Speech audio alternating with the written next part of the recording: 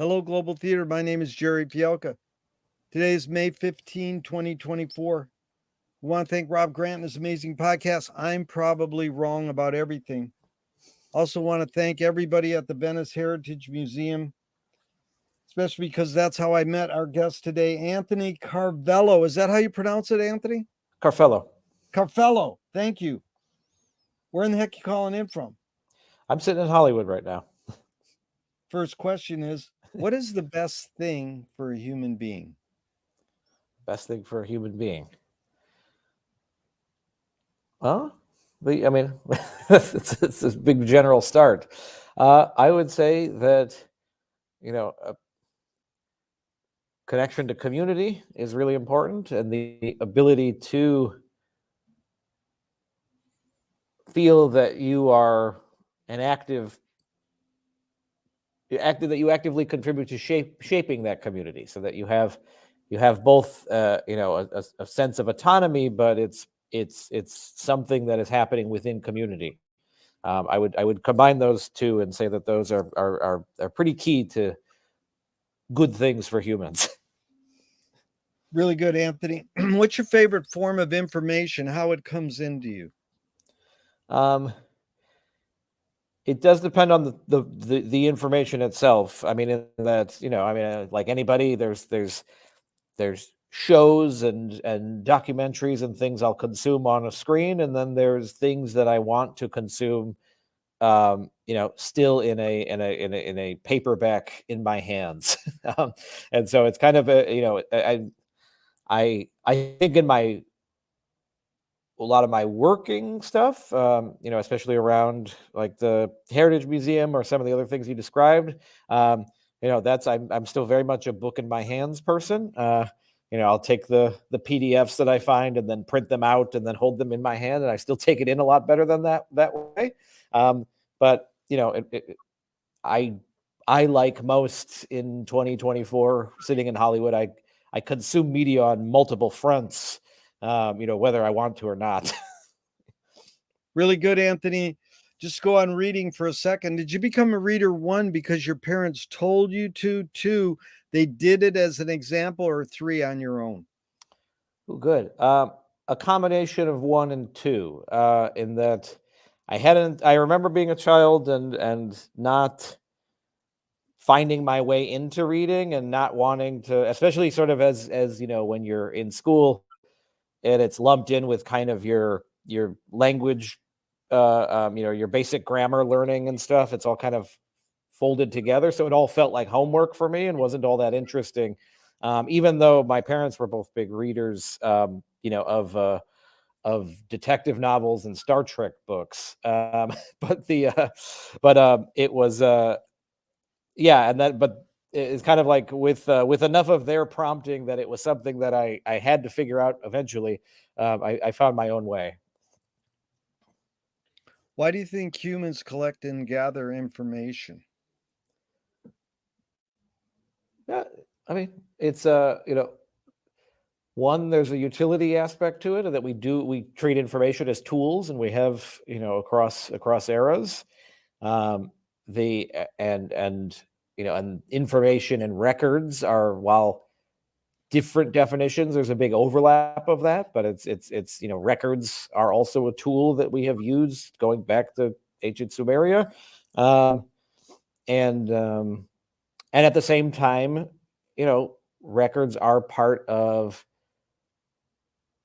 holding on to, and having a kind of a material relationship with things that are documents of life, and of which we, all recognize in its ephemerality. And so we hold on to things to kind of feel like it's not all moving so fast. I mean, that's me editorializing a little bit, but it's but it's certainly something that why I collect things. Do you think this need, or very good, Anthony? I appreciate how articulate you are, and I welcome anecdotes, stories, and tangents. So, is this need or want to collect information more innate or more invented?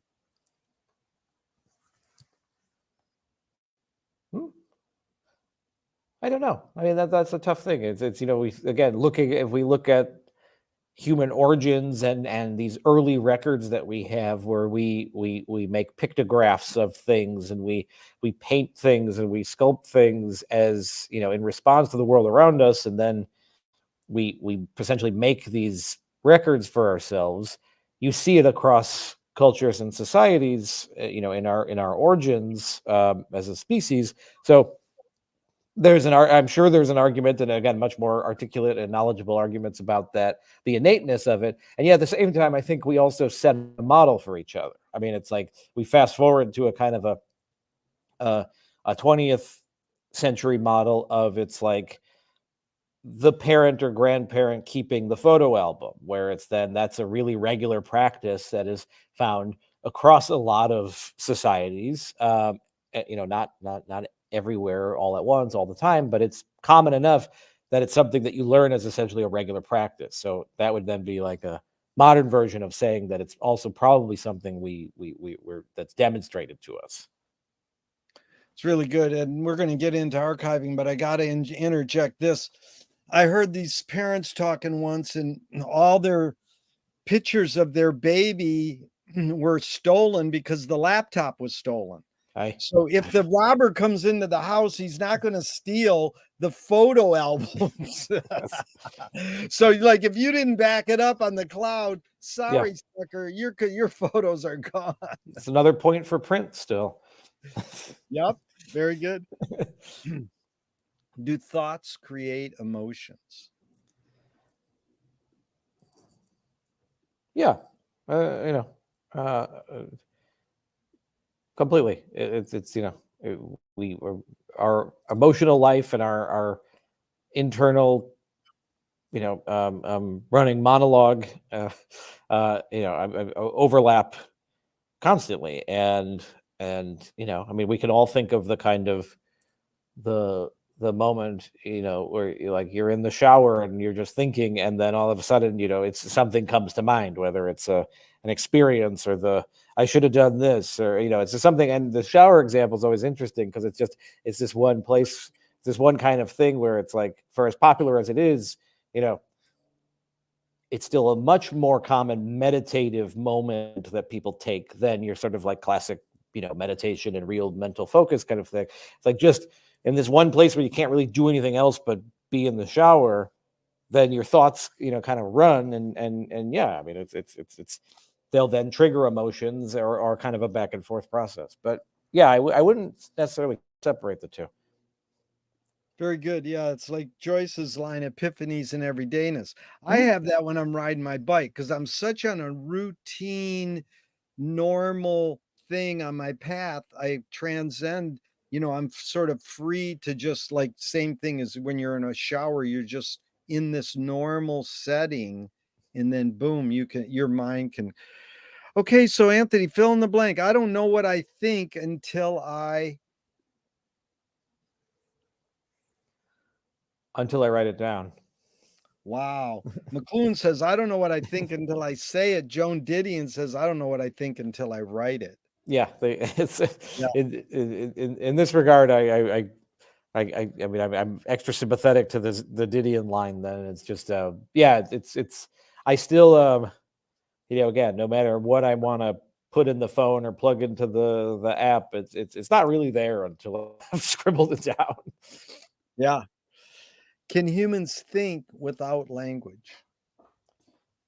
Yes, and in that, because there are, it's kind of like thinking and expressing are different, but we think about kind of the way that people learn, when they talk about a kind of an auditory learner or visual learners. And, the auditory learner, we lump with language a lot outside of, music study, and the person that can listen to the book or listen to the lecture and take things in school. But, your visual learner is also sort of pulling a lot of things in without necessarily it needing to be processed through language. And then same thing with your kind of like kinesthetic learner, the things that people learn just by doing stuff with their hands. Really good. Chomsky says a language is not just words. It's a culture, a tradition, a unification of community a whole history that creates what a community is. What do you do when language doesn't work? What do you do when language breaks down? I mean, I think that's why we're always coming up with different definitions. But it's, I mean, in one way, it's sort of we revise the language. We look there. There is a point in reviewing the language we have, seeing where, identifying its insufficiencies. But then also, it's like it's that language put into context. So it's like, oh, we're trying to think about this thing. Where and how are we doing it? And then, in some of the things that I get involved in, I can feel that you move that consideration of language to different activities, and then you can start to revisit it. But that still goes towards a kind of like a redefining process. But Yeah, maybe it's like an activity based one. it's really good. Revise, redefine, activity. Great words there, Anthony. Thank you. So, you sort of talked about this, but your observations of humans in general, are we more thinking beings or more feeling beings? Um, I think of both. I mean, that I wouldn't pick one, because it goes back to the question of thoughts and emotions. Is that Yeah. they're in a lifelong push pull overlap process, Venn diagram sometimes, two arrows smashing into each other another time. And I think that it's the same thing. We think and we feel, and we think about our feelings, and we feel first, and then we step back and think about, oh, I wish I hadn't felt like that, kind of. So I think it's a circular process. Yeah, it's like we invented the two words feeling and thinking, and we think we can separate them because we invented the words, but really you can't. Yeah. you know. No. Two questions from Alan Turing in the 50s. One, is thinking a function of the soul?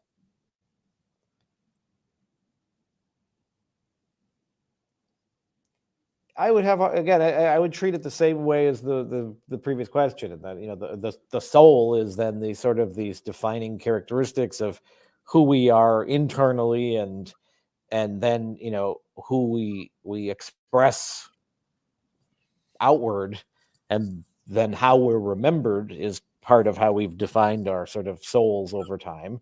And that, even if it's only happening after your death, it still becomes kind of something external to you in some form. But obviously then, through your lifetime, there's this, you are a,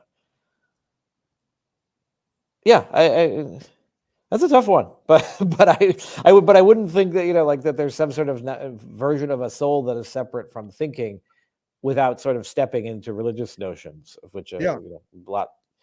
I have a lot less to say about. So Thank you. Second Turing question is, can machines think? they no, machines are made like that's how we define thinking, is that there's a kind of a thought process can take us in directions that we don't expect. We sit down and write, the writing practice of kind of sitting down in front of the blank page and going on this adventure that also plays through, music improvisation and art. I mean, and it comes through boring stuff too. Like, okay, I'm going to sit down and make this Excel spreadsheet. Oh, but then I'm going to try this. I mean, like, it's the ways in which our thought processes have essentially, they're not predetermined with an ending, even when it's goal oriented. And I think especially right now, with kind of like the machines are not thinking. The machines have been programmed to do things now that are closer to these improvisational processes, because the machines are essentially more receptive to new information in the midst of a process. So the machines are much more of a kind of a choose your own adventure novel version, which, but at the same time, we think about those kinds of novels, somebody still sat down and wrote it cover to cover. Yep. Do you more pursue happiness or more pursue meaning? I don't know. I mean, I think I think in what I consider the sort of the work, like whatever I'm doing that is something that I'm viewing as my work, whether that's sort of self-generated or things I do through jobs or things I do, like in the situations in which we've met, then yeah, I suppose it's more in the direction of a meaning, because it's often things where it's a communication based activity that I'm doing, whether that's making shows or teaching or writing something. It's all like the whole point is that I'm trying to have some kind of conversation in some form or another. And so that is a meaning process. But then, I find a happiness in that. It makes me feel that, I'm at least engaging with other people and trying to start conversations that could carry on and go exactly kind of our last question, go in directions that I don't expect and that I will then learn from. But you know I think it's also, there are times where I can just let my hair down and where when I'm sort of more internally focused, or just relaxing or something, then I, yes, like a more Epicurean kind of approach to to living, but there's still a kind of a search for meaning in that too. So Yeah. I'm happy in that, with this bottle of wine in front of me, but it also then feels part of, and this happiness is part of me understanding and appreciating and thus having a meaning from the time I get to be alive. Yeah, it's I got it from Viktor Frankl's book Man's Search for Meaning. He says happiness doesn't tend to last and meaning tends to last. Yeah, I like that. I feel Yeah. like I'm kind of speaking in similar directions. Does the brain more detect consciousness or create it? Like, is consciousness there bubbling away and we're more so detecting it or more so creating it? Um,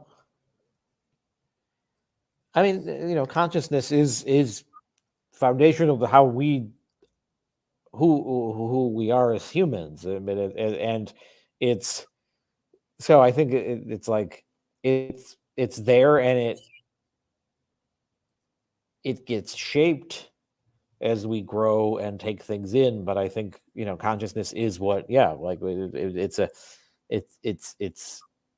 it's core to us being, the what I think would be, like, in a very simple and old fashioned notion, people would be like, oh, this is what separates us from animals or something. But it's like, but I think we're constantly learning about consciousness. One, where we see different forms of consciousness within humans, and humans experiencing different states through the courses of their lifetime, and the ways consciousness is sort of shaped differently or acts differently, even if there is, sort of like common understandings of one. But then I think we're constantly learning more and more about animal consciousness, over time too. So it's like that idea of oh, this is what makes us unique because we pause and reflect, and the cat doesn't. Um, I think we're learning, we've learned a lot more about how that's much messier and much more, you know, with many more angles to approach that. So again,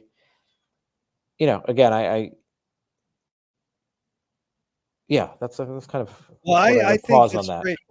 No, that's good because I understand it's me and you versus the wording on the question. So when I say, does it detect or create, and you use the word shape, that's what I'm for. I'm for shifting and changing the verbs and nouns. I'm welcome. What's faster, speed of light or speed of thought? Speed of light, I believe. I mean, it's an interesting comparison, and it's an interesting sort of internal external comparison. Yeah. But but at the same time,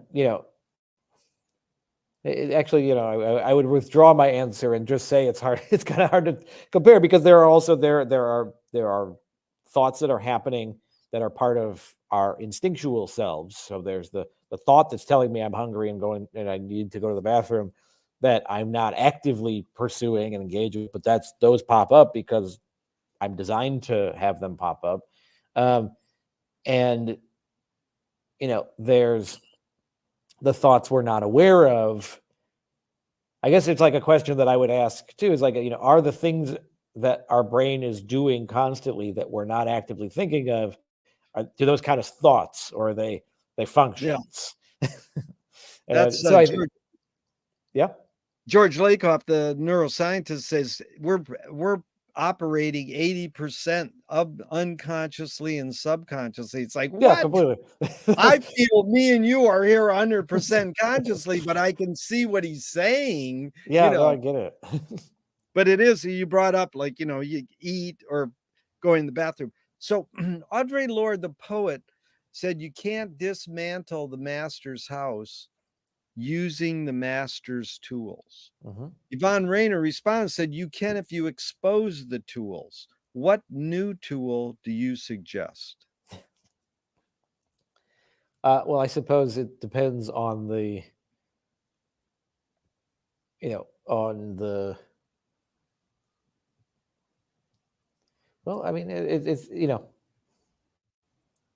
we think about the Audre Lorde quote, which is used a lot in kind of, especially with notions of complicity, or Yeah, notions that, again, the thing that is causing all the issues is going to be part of it. It's often like the notion of, like, oh, I'm going to destroy the thing from the inside, or yeah, I'm going to make change from the inside.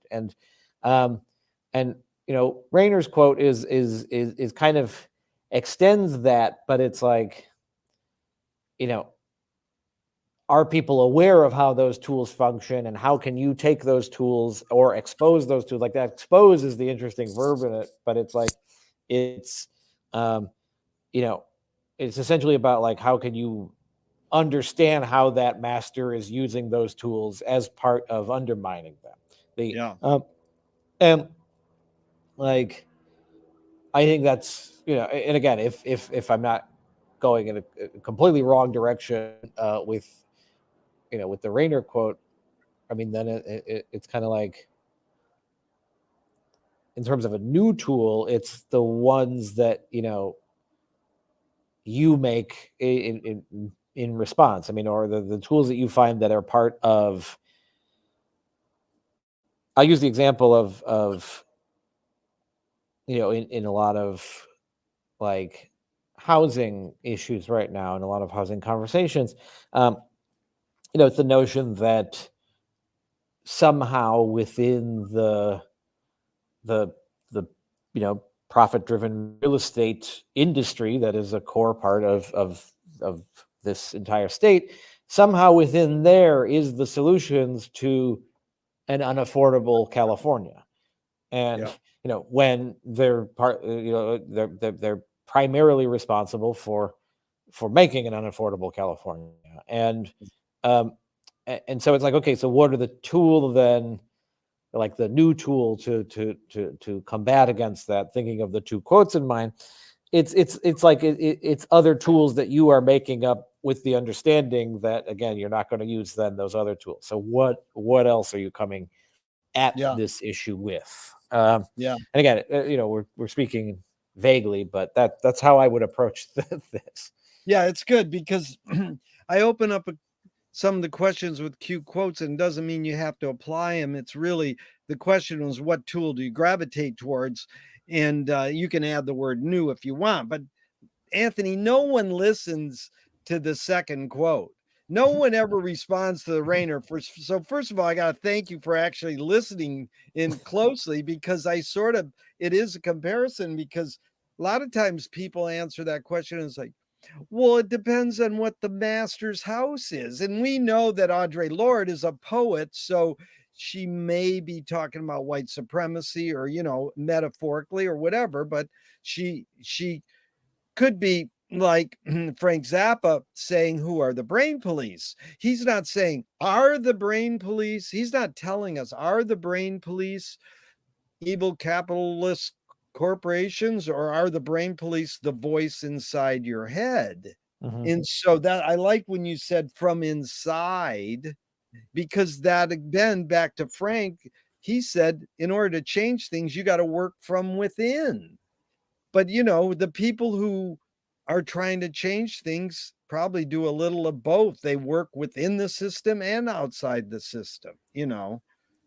Well, and it's So also, yeah, it depends strongly on what that change is. Like what I'm trying to change things, but that's a big question across, across the board of the change things completely, change things partly, change yeah, things, for what ends, and that also then sort of circles back to then that question of, yeah, like operating inside or outside. inside or outside, because it goes right to the homeless. My homeless friends in Venice all live in fancy hotels now. And it's like they're gaining weight because they don't move around and all they do is sit there, and it's like, is that good or bad? Well, it's probably better because they're not living on the street, but some of them chose to live on the street. But there's so much housing, as you know, in LA where people could be living in these abandoned buildings or hotels or motels. Like, why isn't that happening? Oh my God. I Yeah. mean, I'm not asking you a question, but I'm No. just saying this is like inside and outside, literally. Yeah. It's. I mean, one, it goes to some really core, essentially like hypocrisies within. I mean, we're speaking in California terms, but we know it applies much more broadly. But it's like, we have a state that is, you know, will endlessly wax nostalgic for its, 60s into early 70s era life in the Volkswagen band, surfing by the beach, life up and down the coast. And these sort of, these things that have become very, identifiable characteristics of the notion of California culture. Yeah. And then we have, from Venice spreading, and all around the state, we have, no parking, 1 to 3 a.m. We have this notion that the living in your car is this terrible, terrible thing. At the same Yeah. time, while we think about, man, I remember when I used to live in my car back in 68, and like Yeah. the and at the same time, it's the notion of that, then it's this kind of like, oh, the choice of, oh, the choice of being on the street or not being on the street, for a society that is endlessly about individual choice. And yet all of a sudden there's this kind of a finger wagging of like, who chose this, or like, really, it's who fucking cares? Like it's the bigger question is the what you're talking about, like that. Yeah, we can walk through this city and see, tons of empty and misused space. and Dude. and it brings us back to this kind of, yeah, like what are, yeah, are those master's tools are also what are getting those master tools are the, there's a building right by my apartment that's the, like, I think it's called like the Wilshire Professional Building or something, a really nice old art deco on Wilshire and just west of Western Avenue, and like, just completely empty, just sitting there. It's be a beautiful place to kind of do anything. And every day I find myself just kind of staring at it for a while. I'm like, what the Yeah. hell? Yeah. Talk about master's rules and how master's house. I lectured at the Art Institute in San Francisco once, trying to find free parking in San Francisco before I lecture. And there was a sign on the street and it says, no sleeping in vehicles. Yeah. And it's like, at least in Venice, they don't say no sleeping in vehicles on the sign. They Well, might. yeah, it's like, I mean, that's really seemed. I goes, that San Francisco is much more fascist than that. They literally said, what do you mean, officer? I was sleepy and I was going to get in a yeah, car no, wreck if get I out, didn't. go to Daly City if you want that. It's like Pasadena, but it's like, the whole city of Pasadena, there's no street parking at night. Like this, this kind of like, oh, we're so worried about this, this notion of the one, RV that, somebody thinks Yeah, will be bothersome. We're just going to eliminate all parking at night. And it's yeah, like, if you don't have a driveway at 2 a.m., you don't belong in Pasadena. yeah. Like, Yeah, I call it Soviet Monica. It's similar. So we've been on a good tangent there, Anthony. The follow up to what new tool is what new toy do you suggest? history books. Oh my God, I love it. History books. History books and or history. I mean, you can learn history in a lot of different ways. I loved, like Legos that were Yeah. kind of history themed, like pirate Legos. I mean, there's all sorts of ways to be introduced to history that go far beyond books. So I said that as a very broad generalization, but it's like, history focused toys, I think, would be pretty important, because it's it's what people.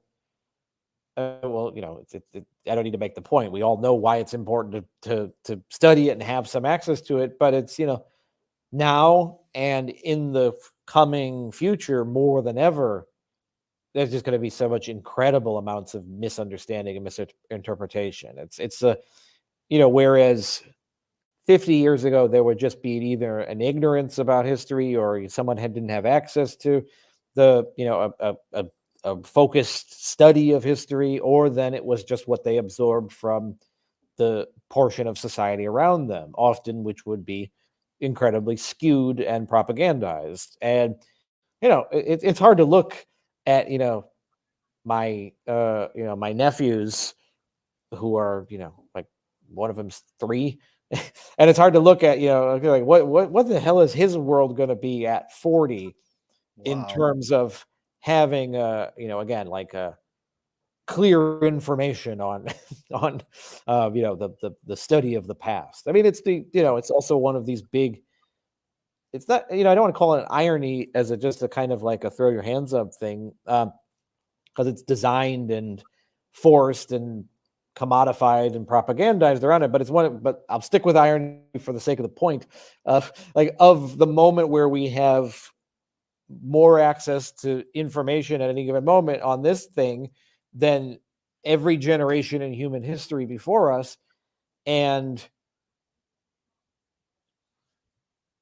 there's so many new easy forms of manipulation. Yeah. It was beautiful because toys are playful, but you're saying, hey, you can have fun playing in history books and learning at the same time. So it was tool to toy. Now, I what do mean, you worry especially about? like video Yeah. games. I teach, one of my classes is a lot of LA history focus. And I have students that are, 20, 21, who I'll take them to places and I'll show them. And I'm speaking obviously recent history, but like I'll take them to Union Station or somewhere like that, an old LA Art Deco era kind of environment. And where they'll know it from? Like they'll start saying stuff, and I'll be like, "Oh, did you read more for class?" Whatever. They're like, "No, I remember this from the LA Noir video game that was all set in the '40s that I played, obsessively for a couple months." Wow. So they put it in the context of the history. That is really good. Video games included under toy. Because people don't get it when I go, what new tool do you suggest? They get it. But then when I throw in toy, it's because someone said, well, what about a toy? Mhm. They wanted to shift this thing that a tool implies Yeah, to a toy. And that video game is really good. So what do you worry about when you go to bed at night? money. Um, Money and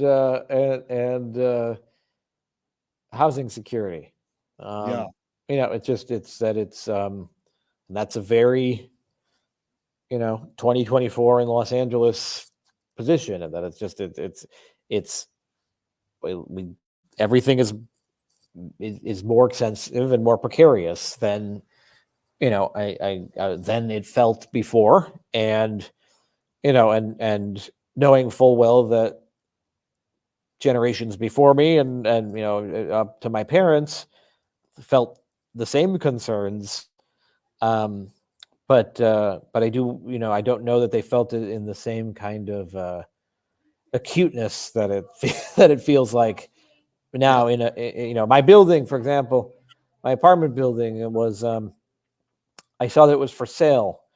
And so I've been kind of, cautiously watching, like, okay, what's going to happen with it? And now it seems that the sale has been withdrawn, and I don't know, I think it's off the market now all of a sudden. And there's this kind of sense of relief just for the time being, because it's, Yeah. nowadays in LA, buy a new building and all sorts of shit can start happening. Boom. And these kind of small, this is small basic stuff. I'd love to say like, oh, what keeps me up at night is the quest for world peace. But it's this kind of this just trying to have a foundation to do things. But then then it's also obviously, that's when I'm going to bed. And then when I wake up, then it's uh worrying about the state of the globe.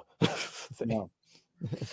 Well, McLuhan learned from Ezra Pound, the artist, the poet, that artists are the antenna of the race. They're broadcasting and detecting the hidden psychic effects of our inventions.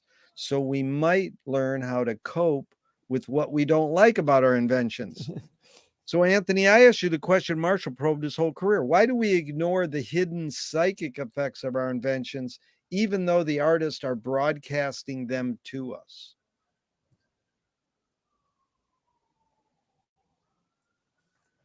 Well, I mean, I think that there's propaganda is a big part of it, and that it's like the information that we have and the sort of drum beats of the society around us influences a lot of how we feel and a lot of thinking processes that then we relate to, like the notion of the vision of the artist, but of which we find in many kind of things, but we can stick with artist as a generalization, usually comes from working against the grain. So there's like, it's not as easy to just say like, you know, I can imagine some would be like a complacency or a kind of a thing. It's not, you know, I would start with again, being propagandized in that there, you know, it's the sort of the, what you've learned, what you've experienced, what's been told to you, and where have there been moments that you could encounter something that complicates that. And then again, there's a certain, okay, you know, then when you want to think counter to that, will you be overwhelmed with those same, you know, forces and thoughts in the same direction you were going? Will you find support in others who are countering those things to help you work through and figure out this other kind of understanding that you now want to pursue? You know, or will you kind of brush it to the side? And those are big questions of, you know, who you are and where you are in life and where you're able to have those moments of your you know, of thinking and clarity and shower time, like we were talking about. Yeah, really good. Do artists have moral obligation? I mean, I think everybody does, and I think for art to, you know, art is communicative, so it's like I if you know, I expect an art to be part of a conversation with people. It might start a conversation in a way that people don't expect, that then we usually approach through a kind of the notion of an experimentation, you know, or an avant-garde kind of process. But but it's in that conversation with people, um, that, you know, I expect an art that wants to talk about something and wants a viewer to engage in something, even if that's across generations or lifetimes. Um, and within that, then I would say it's, you know, it's art sharing in the kind of the moral obligation to be a part of society, in that that communication process is a kind of foundational to how we function together. So it's like, and I don't think that then, you know, I think the artist can have their solo time alone in the studio. It's like, it's not about interrupting this individual creative process or dismissing it, but it's about it's a process toward what. And so in that way of an expectation of communication, I would say yes, but that's kind of how I'm coming at that. No, I appreciate it. I appreciate, Anthony, you stressing community. I'm really there with you 100%. Are you more afraid of new ideas or more afraid of old ideas? um no, I've there's a lot of old ideas that just mutate, and a lot of new ideas are old ideas repackaged. um and I love these kind of jokes that you see online that I find endlessly hilarious every time, where it's often out of the tech world, which is sort of constantly trying to bankroll the notion of the new, and the new, everything is a new idea, everything, and there's value in new ideas. That's then the people throw money at the new idea, and like, but the notion of when people will make jokes out of it, like a startup company or app company or whatever company reinvents something that already exists and then like gives it this new name. I always find those hilarious. Like, ones where it's like, oh, what if we had, these kind of like large buildings where people could live in different sections together, but then they could share in the cost of the rent and some of the responsibilities of keeping the place, like, and they were like, we'll call it like cohabitation or something. It's like roommates. You invented roommates. But you'll see this happen over and over and over again, and and I mention it. I mean, again, not just because I find it funny and silly, but I find that it functions, and that those old ideas are the new ideas. They're just repackaged in ways. Yeah. So but I don't want to discount the part of your question that was about fear around that, and I would say that it's like, it's when old ideas that there have been incredible amounts of thought and reflection in response to, and in hopes of not repeating them, then come back as part of these repackaged new ideas. So, Yeah. fascism, eugenics, the endlessly morphing forms of racism that are incredibly prevalent, especially in our, social media and online worlds that are, that countless post-war thinkers dedicated their lives to saying, all right, we're going to really study the shit out of this so that people afterwards, so we really understand how we got to a World War II and how we got to a fascism, so that we're not repeating this again. And then here we are. And here we are, really articulate at that. Appreciate that, because again, you really listen to the question. The people hear old ideas, new ideas. They don't hear afraid, fear, because a lot of people just go, I'm not afraid of ideas at all. It's like, okay, well, there's usually a few elements to the question, and people tend to accentuate on one element. And I appreciate your comprehensive. So can you conjure up your earliest memory ever, or one of them? Ooh,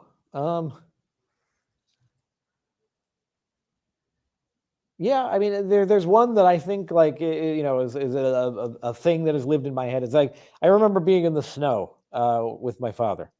Um, but playing in the snow. Is memory more a curse or more a blessing? Uh, no, I think it's very much a blessing in that it's how we, it's like building blocks. I mean, it's part of how we understand ourselves through our experiences, and it's how we learn. And if we didn't have memories, or so it was this, we viewed it only as this kind of curse. Again, certainly they can be cursed. There can be terrible, terrible memories that make it hard to live. But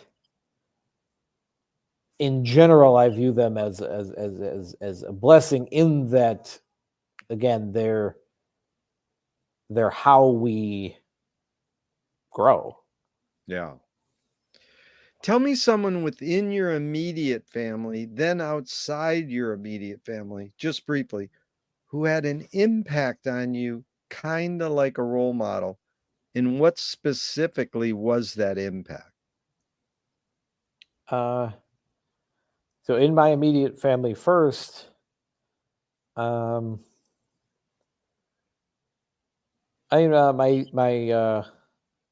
dad's best friend, who I've kind of called my godfather my whole life, was really influential in that he was the only person that I knew or came across who lived a life that was connected to the arts in any form, of which I was very interested in very young, and but had no concept that it was a thing that one could build a life around. And even as I grew older, and you understand the notion of artists or the artist, it always is kind of like either the fantasy cliche versions, Yeah. and so just to see somebody who had worked in theater and lived in theater and had what seemed to be a very interesting and kind of adventurous life was pretty pivotal. Outside of my immediate family, the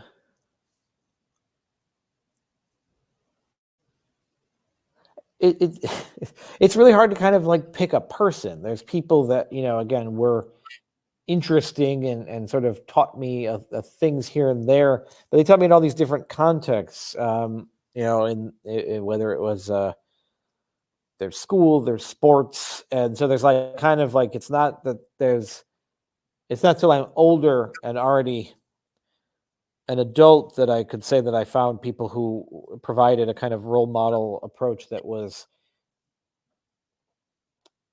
in line with what I was doing. It was much more kind of different stuff. So I would say as a general version of a role model that I encountered young outside of my family would be just kind of the entire world of punk.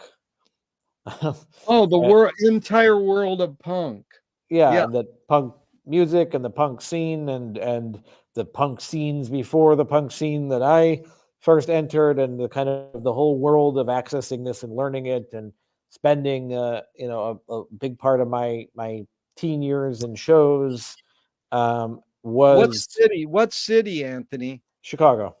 Oh, so you're following the punk scene in Chicago, and that's sort of like gave you liberation, Yep. gave you license to do. Yeah. Yeah, and it was it provided ideas on how to live in the way that Yeah. we think of as a role model demonstrates in one form or another. So that's why I would pick that. That's good. But is Wesley Willis in there? Certainly somebody I remember, but Yeah. But just the three punk bands in Chicago that had impact on you. I'm just curious because I think punk is an example of cities. yeah, There's East Bay, San Francisco punk. There's New York punk. There's it's really city oriented. And I'm just curious, there are three Chicago kind of, if they were Chicago based or not, yeah. even. The I have family in Massachusetts a lot too. So I did spend a fair amount of time was around the Boston punk scene as well. Yeah. And so there was a band called the Pinkerton Thugs that was a very influential one out of that world when I would be in Massachusetts, and then in Chicago, it's bands like Screeching Weasel uh, and Naked Ray Gun, and then later bands like the Lawrence Arms. Those were bands that were influential in that world, but really it was also the venues Yeah. as much as anything. So it's like there are plenty of really great New York and up and down the coast California bands that would come through, but it was kind of like you'd have them in your sort of home space. So places like the Fireside Bowl in Chicago, or places like there was a bar called Rube's in Harvey, Illinois, in the south suburbs of Chicago. That was, really saw all sorts of great, wonderful shows there. Um, and Well, that's good because you yeah, really gave me a sense. It's not just naming bands, it's naming the venue because it's back to this thing as community. So really well put. I appreciate that. So did your parents raise you a particular religion? I went to Catholic school uh, till I was 10, and then they agreed that I had to go through the confirmation sacrament thing. So I went through Catholic processes. Neither of them were very.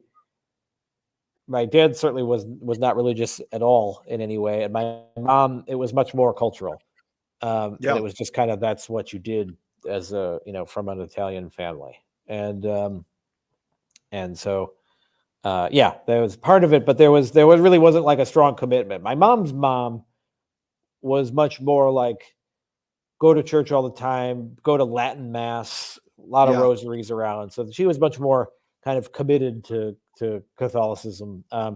Whereas I was just around it as kind of like that was just in the world. And then yeah, but then I left Catholic school and then didn't really have any relationship with that for the rest of my life. Do you pray? No, I eat. That's if God exists, what would you like God to say to you after you die? um, I hope you had fun. Oh, that is good. You know what everybody says. You Oh. did a good job. I love when someone at least says something different. I hope you had fun. That is good. This one guy goes, I've checked the record. We made a mistake. You're going back. I wouldn't want to, I would hope it's not a fun that's just in pure indulgence. That's a selfishness. There's a fun in, again, these kind of community things I'm emphasizing because I find them a key part Yeah. of life. But yeah, but as a general notion, like it's like a, kind of a thanks for coming to the party. Yeah. Do evil people exist or does evil use people as a vehicle? Yeah, I think that it's I'm very, I'm always going to approach a person and who they are and how they act through the material conditions that they've come up in and the worlds in which they've inhabited. So it's I would say that it's, yeah, that the evil forces or things that we evil as destructive and selfish and damaging forces work through people that through the material conditions of their life have come to essentially embody that or be you know marks for it, so to say. Well, the real hidden question, Anthony, is how do you advise someone to deal with an enemy? And I'll set it up. Alan Watts says, if you acknowledge your enemy, you empower them. Coppola stole from the mob and the samurai. Keep your friends close and your enemies closer. JFK says, forgive your enemy, but don't forget their name. And Fellini says, I need an enemy. So it's a lot of thoughts. The basic question is, how do you advise someone to deal with an enemy? But first, how would you respond to Alan Watts? If you acknowledge your enemy, you empower them. um, I mean, it's like there's a reflexive kind of like total disagree, but I give Watts the credit that there's a, again, that's a quote from a context that's wider and more robust. And I think then it hinges on what acknowledge means. And it's this kind Yeah. of like, it's the acknowledgement, is the acknowledgement strategic that, or is the acknowledgement an awareness of of the enemy? Or is it like starting off from a kind of a sense like a defeatist position or something in that acknowledgement? So that, I would approach the Watts quote that way. But as for how I would would think of that situation, it's like I think the most important thing is to understand and study an enemy. In that it's like, I mean, that is then the strength in itself. I mean, look at someone like Marx. Like, what is capital other than just a massive, deep study of essentially the enemy of his enemy. Yeah. And it's and then it is this, it's in that then there's a wider understanding of how that enemy functions, and then an ability to predict and to think about and act, and and again, and then that was very influential. But like, but yeah, I mean, I think I think of it, I mean, like I use that as an example of a kind of a truly deep understanding. I think personally, I I'm also very in particular, I'm really big on like a kind of a spatial approaches. So it's sort of like understanding, the notion of like the territory of your enemy, so to say. And again, that can be very literal terms or much more metaphorical. But Yeah, that's really good. I heard you use the word pattern in some of your YouTube videos, and like pattern recognition is what you talked about, understanding and studying the big picture, comprehensive awareness. So I appreciate that. So the follow-up is Nassim Taleb said games were created to give non-heroes the illusion of winning. In real life, we don't know who wins or loses, but we can tell who a hero is. And Gregory Bateson says, well, the criminal gets caught, does he go, whoa, my criminal skills weren't up to snuff? Or does he go, oh, I did something morally and socially wrong? So again, it's a lot of prompts. You can go wherever you want, but basically is, does punishment work?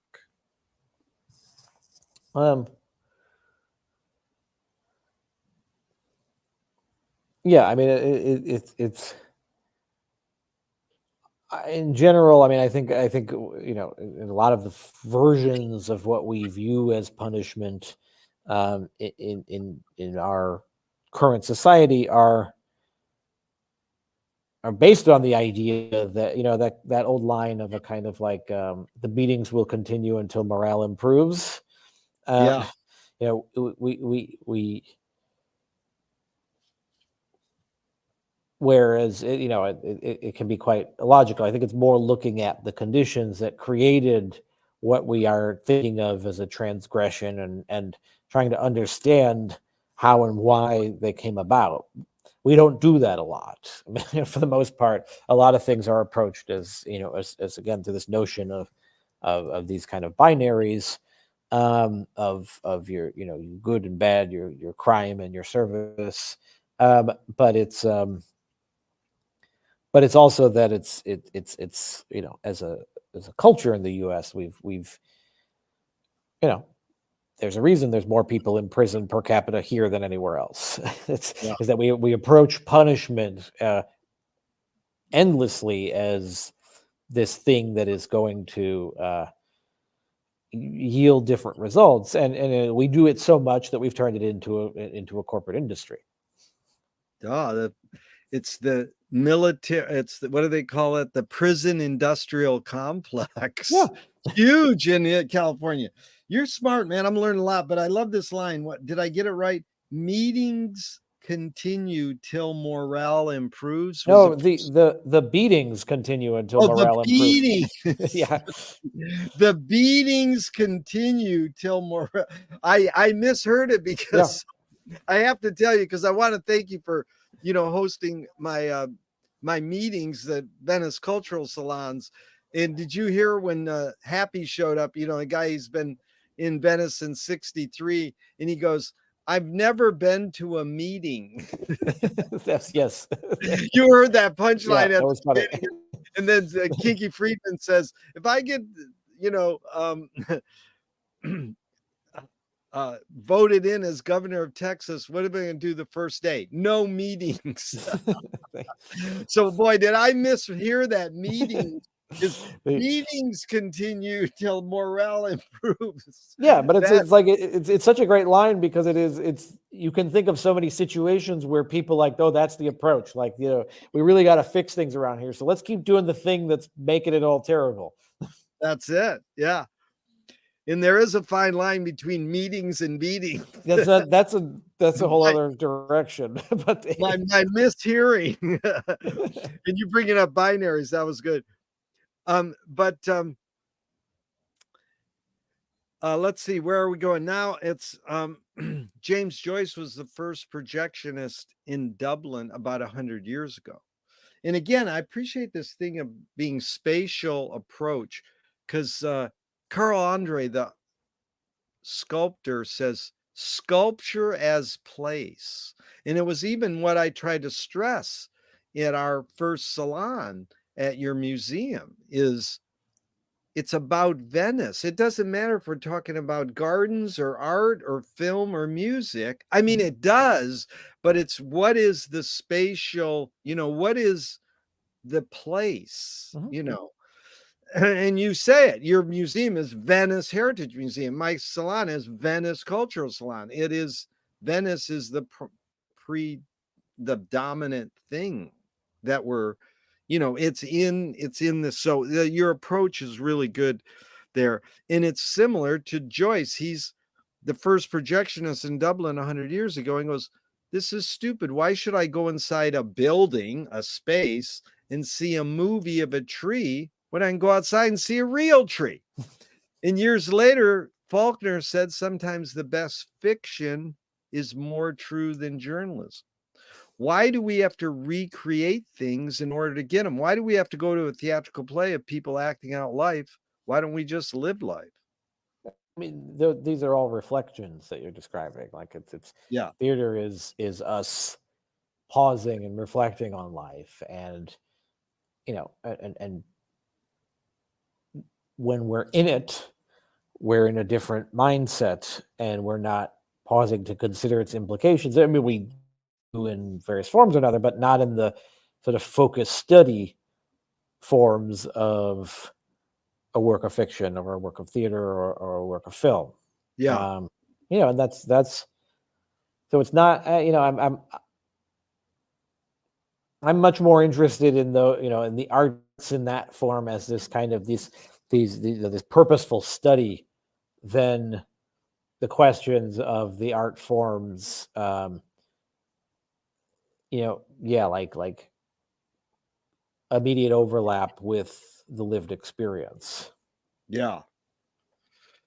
It's good, Anthony, because I'm curious your tipping point, because I mean, really, of all the things you do, which I really respect, because I've studied art history. I think what did you study in high school and college? But it seems as though basically what you are is a writer.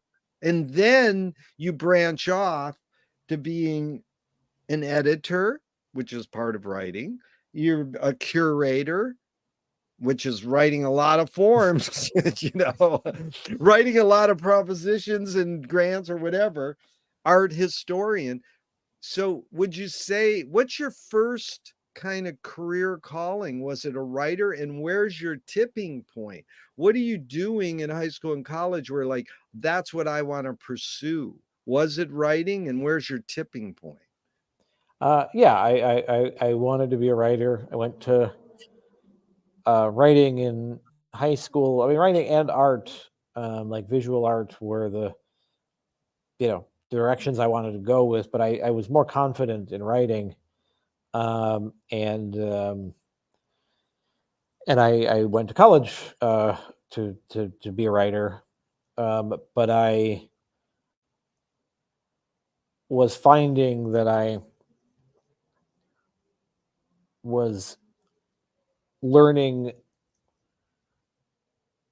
like I was still learning more from studying art than in the particular writing and like English classes I was doing. And it was just in art history, I kind of felt a lot more activated and like I was participating in wider introductory philosophical questions in a way that I was having trouble kind of getting into with writing. And so So I just to clarify, you weren't studying to be an artist, a fine artist, and do a particular art. You found yourself writing and then thought, oh, I'm going to focus on writing about art history because you were interested in studying art. Yep. And then and then I left and went to art school. So I then went to art school to study art history, and I have a photography degree. I like Oh, photography and art history, and but I was very happy with that in a way, and then as like I learned, like that continued, and then I felt I was learning a lot about a lot more than art while studying art, and I'm sure that if I would have spent more time with writing, or had had doubled down on my commitment to wanting to write fiction, that I would have found that too. But it just at 19 I was more impatient and made the made the pivot to art. And then I went to art school in a museum, and so then I was in the museum a lot, and I had always liked museums as a kid, and a lot of my childhood was like going to museums when they were free.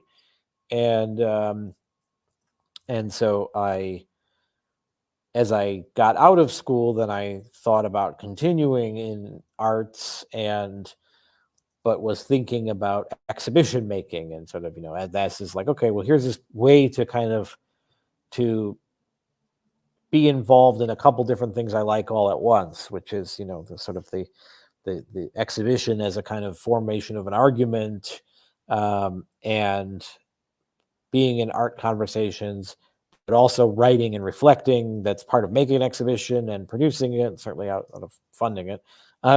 But yeah, and so it's so that I kind of just kept going in that direction. And so now if I'm producing something, from myself, then it's usually either writing or an exhibition. I don't have Right. a So you're a writer and a curator are your two main things, but you're Yep. also an educator for many years. So Yep. before we go into education, let's stay on curating because again, kudos. The Venice Heritage Museum is an amazing display. You've done just a top-notch job, and so many people have told me that who go there, Thank you. and I really appreciate what you've done there. So a screenwriting teacher told me great art is when you can clearly see the intention of the maker. Kubrick says the opposite. Great art is when you can clearly not see the intention of the maker. What role does intention play in your creative process as a curator? Um, I mean, it's again, it all goes back to this conversation, and that it's like, I want, I want people, I do things because I want people to participate in thinking Yeah. about what I'm thinking about at the moment. So if I'm presenting something and it's only coming back as a sort of a mark of my achievement, or something I did that's, looks interesting or whatnot, I'm a lot less moved by it. And so I like, yeah, I view it all as a kind of a dialogue process, and that's what I hope for. Yeah. In terms of like intentions of the maker, yeah, I hope that comes across. And my intention is that I'm trying to participate in subjects and conversations that I know exist already around me, and then here's a way of feeling like I can add something to it in this form or another. Yeah. Duchamp said there's no art without an audience. How much are you thinking of your viewer when you're creating your exhibition? 100%. I mean, it's a lot. I really, yeah. I think. I mean, so I don't really have much of an art practice anymore because, as I said, it's more like writing and exhibitions. But my writing ends up kind of a result of processes for me. It's almost like writing for me is more of a document of performance stuff than it is like pure text all Yeah. the time. And I mean, again, that's kind of a generalization. You could say that about a lot of different things, but I'm just speaking from my own experience. That I say that because it's like the people that taught. I like when in graduate school, I studied, with a lot of focus on conceptual work, performance work, and what's called like a post studio work of the 70s. And it's just in that where it's and this goes back to your Fluxus stuff too, where it's absolutely dependent on an audience to complete the process of the work. But that completion is, again, I think, dialogical, and I think that it's the audience coming into a conversation with you, the artist, even if it's again, just being a witness to sort of activities. But when I'm making a show, then yeah, it's all about kind of how people will move through the space and what where their eyes might be directed to, and really in very specific and very kind of concrete ways of sight lines. Okay, I'm going to turn into this room. What's the first thing I'm going to see? And that's a big kind of question. Okay, but now I'm going to be deeper in the room. What am I going to see then next? And just thinking about that process of like a person sequencing through an exhibition is really important. Huge. Yeah. It's like your space there is little difficult and problematic because there's little rooms, but Yeah. at the same time, it has a nice flow to it. But it reminded me of what you were saying, because I want to go there in a second, but it's like, would Marina Abramovich's piece exist where she and her partner stood in the doorway Mm-hmm. and you had to squeeze, and they're both naked, and you had to squeeze, you had to choose which one you wanted to squeeze. You know the piece I'm talking Yeah. about. And it was like, would it exist without an audience? Like, would they just stand there all day and no one comes in? Yeah. It's all yeah. Exactly. Yeah. No, I mean, it's entirely dependent on and activated by the audience participant. Yeah. And, and a lot of art in the last, 30 years has become even more dependent on these kinds of participatory processes. Yeah.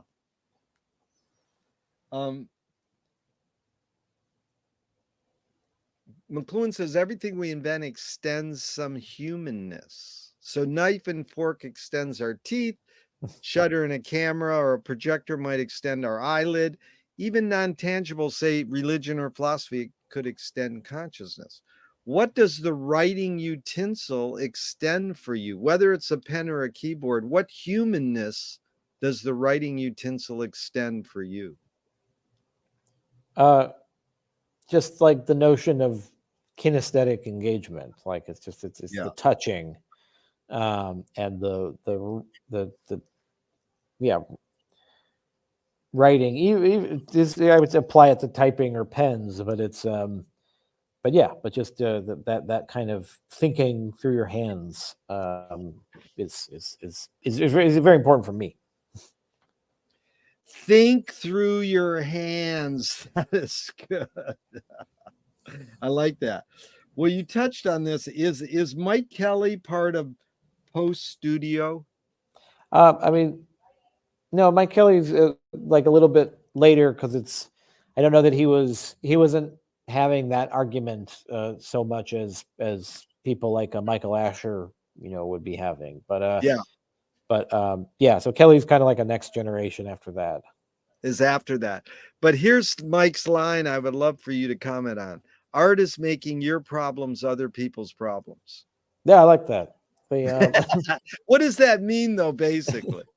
I mean, it's again, it's a communication process. It's about saying, okay, there's this thing I want to talk about. There's something I'm engaged in. How do I get people to engage with me in it? And I think with Kelly's work, it would be, okay, how do I kind of jar them into engagement with it? Yeah. Yeah. His obituary had a comment from an art critic who said, his art made me feel soiled. It was like, Perfect. how many people go to art to feel soiled? It's a good one. Well, here's the thing. Thank you for saying it's a good one, man. Most people like look at me like, ugh.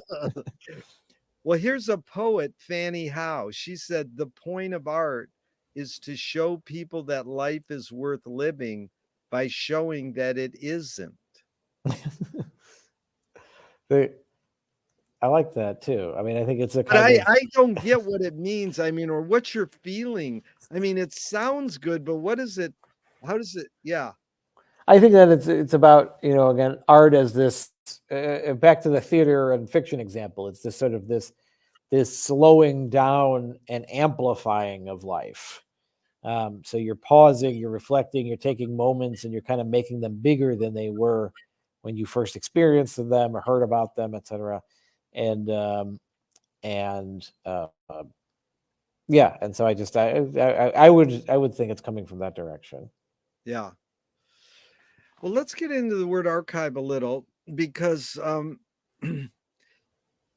etymologically, the word came from the 1400s and it meant keep safe, free from harm. And I got to tell you that the week after I did my first salon at your museum, Mhm. I dumpster dove Jeffrey Stanton's first book from 1980, Okay. like in its pretty mint condition. I Oh, nice. definitely, I'm going to contribute all my Venice archives to you guys eventually, but I was just sort of like, that was the epitome of psychic dumpster diving. Yeah, You know, that's great. I mean, it's like you can find Venice history in garbage cans. And I mean, it's pretty like no cat poop, anything. It was like, there it was. Lucky. But, 200 years later, 1600 archive means record or documents preserved as evidence. Mhm. So that's sort of what we think archive is. And the basic question is archiving more innate or more invented? And you sort of got into it, but I'm going to flush out a few more ideas just to hear your thoughts, Anthony. And this is, the Greek word archon, Archon, means public building. So Mhm. there's your spatial thing kind of reverberating. Town hall, to be the first ruler, chief magistrate. But here's Charles Baudelaire, and he says, if you try to make a statement long, deep, and rich, it will age very fast. Mhm. If you try to only own the day you're talking, it will last forever. That very poetic, and it's like, hey, why should we save this crap? Isn't the whole point to live for today, be here now? Even David Lee Roth says, here today, gone later today. But I got the Baudelaire quote from someone you probably know or maybe even studied with, Norman Klein, History of Forgetting. Yeah. Yeah. And Yeah. brilliant guy. And he's, the modernist teardown. Now we retrofit our mistakes. So this whole thing is like Eastern philosophy, maybe. Ram Dass, be here now. Isn't the point of life to live in the moment and be here now? And then Wyndham Lewis says, artists live in the present and write a detailed history of the future. So the Egyptians put stuff in their coffin with them, and then I'm a fan of the futurists who say destroy all the art museums and libraries. Well, I go to a library every day. I'm going to go to one very soon. But I like the idea that someone thought that up, the conversation, like you say. But this whole thing, is archiving really more innate or more invented? What do you think?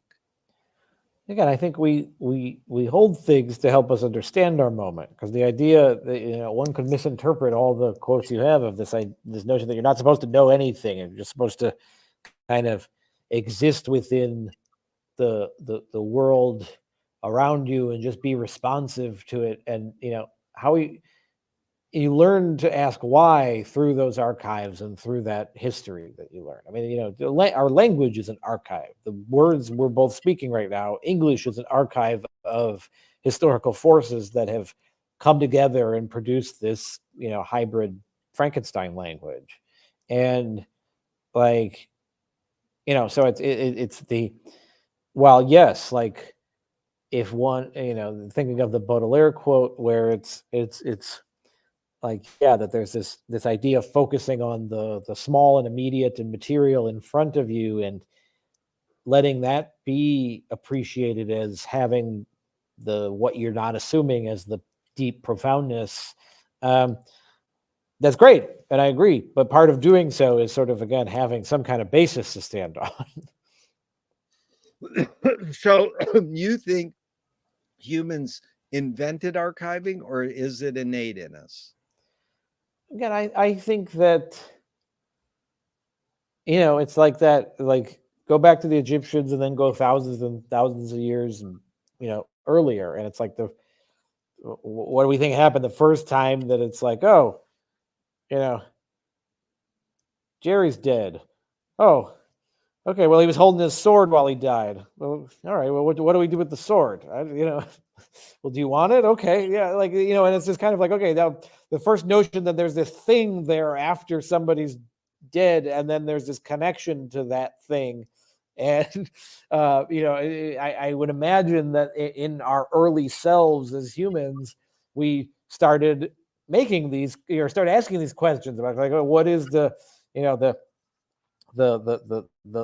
thing that belonged to so and so when the so and so is no longer here. And the first time people are recognizing, like, oh, that sword's still sitting there. Oh yeah, that was Jerry's sword. Like it's or I guess like a piece of obsidian that would have been sharpened or something. But Yeah. but like yeah, but it's just it's like so there's some early versions where where we're connecting things with lives that are no longer being lived. Yeah. And so I would then think that, like, yeah, that there's it's it's not invented or innate, because it's like it's we innately think about stuff, and that's part of our consciousness, and recognizing that we are going to die in the many ways that we've thought about that throughout the human species. And then thinking about how things can start those thought processes. That back to that tactility, because we hold on to them to understand. And McLuhan has a great line. He says, understanding is not having a point of view. Mm-hmm. I was curious your thoughts on that, because he's kind of, well, and just before I go on, any thoughts on that? Understanding is not having a point of view. I think it's about it's about how one approaches a situation. So it's like there's when they talk about like a point of view, in that, okay, I'm this is what I'm looking for. Okay, now I'm going to find it in this place, and I'm going to find that place because that's what I was looking for. Versus a kind of like okay, I'm going to really assess the situation without a notion of a kind of a desired result. I would think that that's part of kind of taking that on. There's like a text I'm thinking of that was out of Argentina after the big crashes of 2001. It's about like the militant research, and about this kind of like people using research as part of social movements, but talking about that, that they were the difference outside of the kind of academic research, and the notion of the researcher was in, not like really pushing against foregone conclusions, popping up at the start. Yeah. Well, it's interesting because the funny thing about McLuhan saying that point of view is he said, we invented point of view when we started having a vanishing point in art, in Mm-hmm. painting.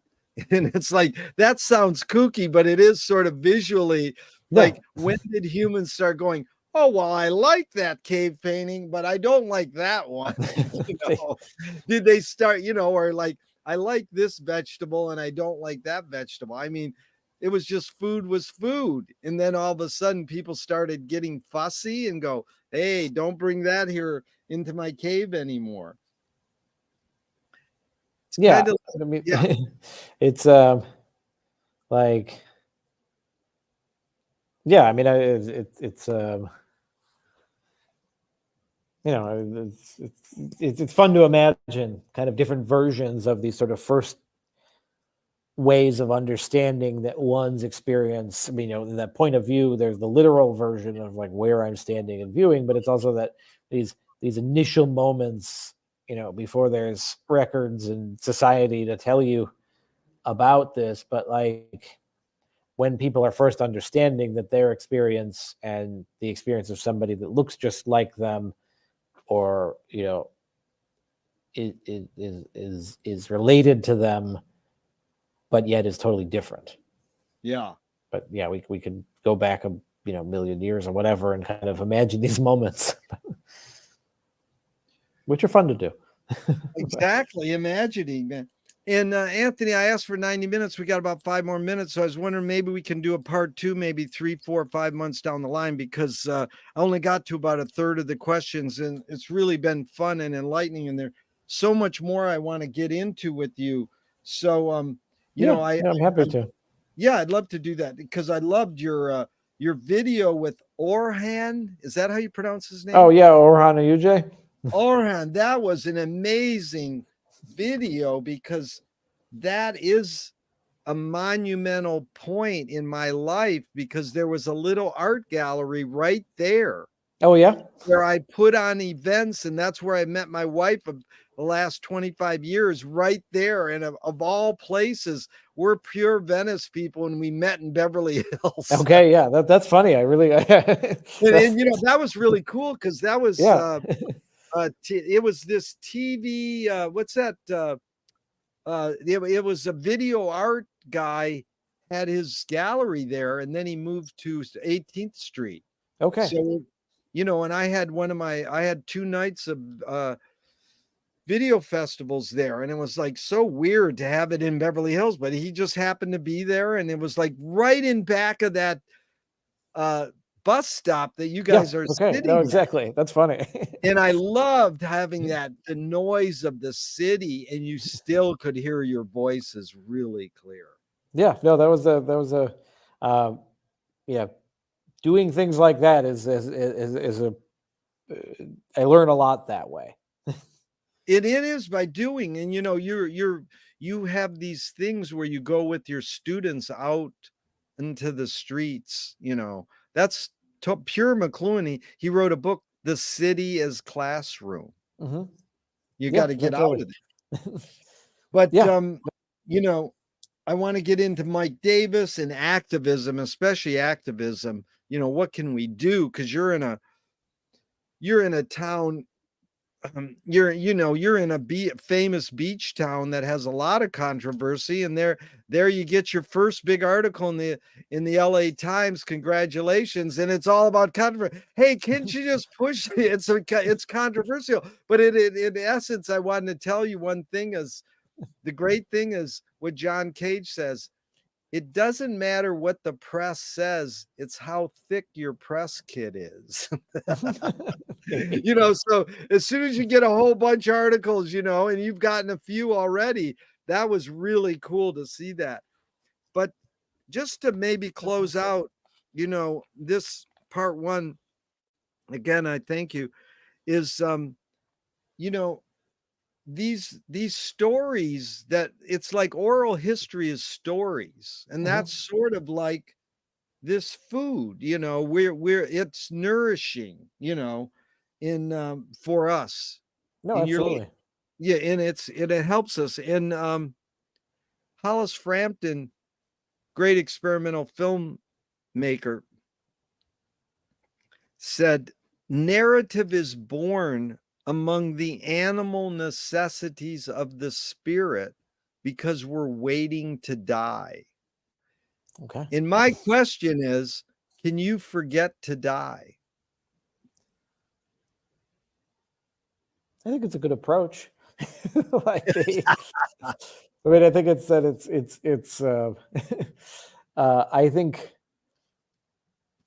I would say that it's like if you're actively connected and connecting and conversing and part of a lot of ongoing overlaps with other people's lives, then certainly, there's then these questions of if you die, like at least in the immediate, when you die, then it's just sort of like